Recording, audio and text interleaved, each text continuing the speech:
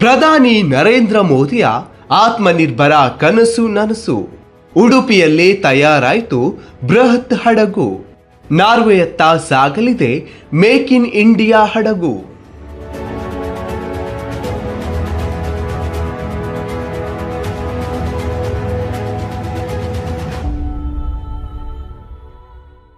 ಭಾರತ ಎಲ್ಲ ಕ್ಷೇತ್ರದಲ್ಲೂ ಮುಂಚೂಣಿಯತ್ತ ಸಾಗುತ್ತಿದೆ.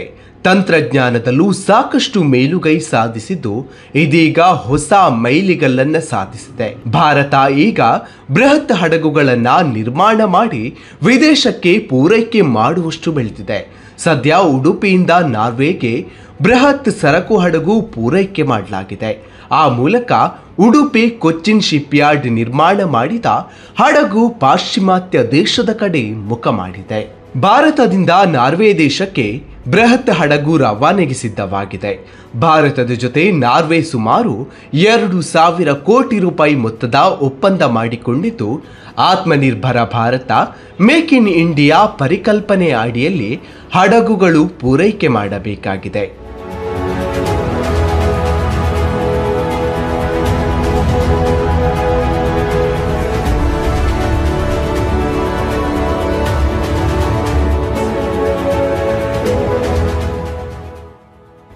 ಭಾರತದಿಂದ ನಾರ್ವೆ ದೇಶಕ್ಕೆ ಬೃಹತ್ ಹಡಗು ರವಾನೆಗೆ ಸಿದ್ಧವಾಗಿದೆ.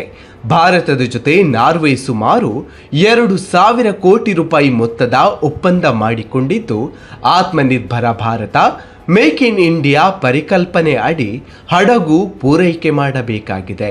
ಪ್ರಧಾನಿ ಮೋದಿ ಕನಸಿನ ಆತ್ಮನಿರ್ಭರ ಭಾರತ ಮತ್ತು ಮೇಕ್ ಇನ್ ಇಂಡಿಯಾ ಪರಿಕಲ್ಪನೆ ನನಸಾಗುತ್ತಿದೆ.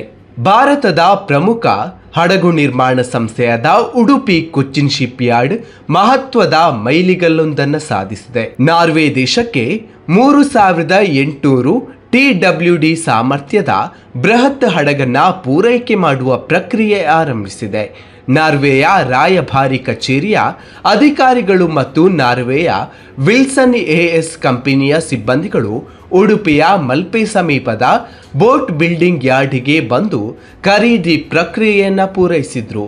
ಮೆಮೊರಾಂಡಮ್ ಆಫ್ ಅಂಡರ್ಸ್ಟ್ಯಾಂಡಿಂಗ್ ಒಪ್ಪಂದಕ್ಕೆ ಸಹಿ ಹಾಕುವುದರ ಮೂಲಕ ಭಾರತೀಯ ಸಂಸ್ಕೃತಿಯ ಪ್ರಕಾರ ಪೂಜೆ ನೆರವೇರಿತು. ಹಡಗಿಗೆ ತೆಂಗಿನಕಾಯಿ ಒಡೆದು ಮಾಲೆ ಹಾಕಿ ಪ್ರಸಾದ ಹಚ್ಚಿ ಆರತಿ ಬೆಳಗಿ ಪೂಜೆ ಮಾಡಲಾಯಿತು. ಆ ಮೂಲಕ ನಾರ್ವೆಯತ್ತ ಕರುನಾಡಿನಲ್ಲಿ ನಿರ್ಮಾಣವಾದ ಹಡಗೊಂದು ಸುದೀರ್ಘ ಪ್ರಯಾಣ ಬೆಳೆಸಲಿದೆ.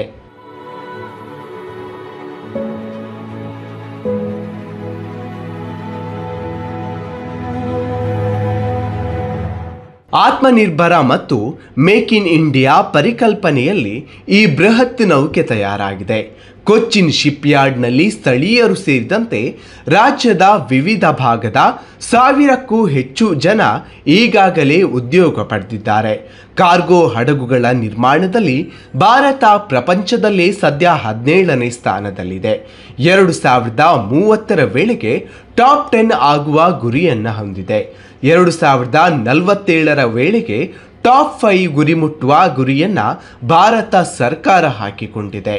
ನಾರ್ವೆ ದೇಶದ ವಿಲ್ಸನ್ ಎಂಎಸ್ ಕಂಪನಿಯು ಒಟ್ಟು 14 ಹಡಗುಗಳನ್ನು ನಿರ್ಮಿಸಿ ಪೂರೈಸುವಂತೆ ಉಡುಪಿ ಕೊಚ್ಚಿನ್ ಶಿಪ್ಯಾರ್ಡ್ಗೆ ಮನವಿ ಮಾಡಿದ್ದು ಒಪ್ಪಂದ ಮಾಡಿಕೊಂಡಿದೆ. ಅದರಂತೆ ಮೊದಲ ಹಡಗು ಈಗ ಪೂರೈಕೆಯಾಗುತ್ತಿದೆ. ಭಾರತೀಯ ಸಂಪ್ರದಾಯದಂತೆ ಪೂಜೆಯಾಗಿದ್ದು, ನಾರ್ವೆಯತ್ತ ಮುಖ ಮಾಡಿದೆ ಸ್ವದೇಶಿ ನಿರ್ಮಿತ ಹಡಗು.